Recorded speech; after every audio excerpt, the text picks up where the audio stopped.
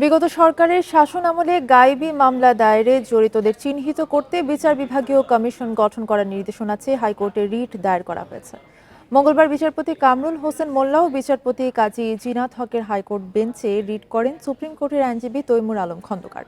তিনি বলেন, গত ১৬ বছরে রাজনৈতিক উদ্দেশ্যে বিভিন্নভাবে পরিকল্পিত মামলা করা হয় এবং মিথ্যা তদন্তের মাধ্যমে চার্জশিট তৈরি করা হয়। তাই কমিশন গঠনের পাশাপাশি জড়িতদের বিরুদ্ধে শাস্তিমূলক ব্যবস্থা গ্রহণের নির্দেশনা চাওয়া হয়েছে। এছাড়া গায়েবী মামলার শিকার হওয়া ক্ষতিগ্রস্ত ব্যক্তিদের ক্ষতিপূরণ দিতে বলা হয়েছে। বিবাদী করছি হইল বাংলাদেশকে, পক্ষের সচিব স্বরাষ্ট্র মন্ত্রণালয়, সচিব আইন বিচার ও সংসদ বিষয়ক মন্ত্রণালয়, পুলিশ মহাপরিদর্শক এবং ডাইরেক্টর জেনারেল অফ র্যাব।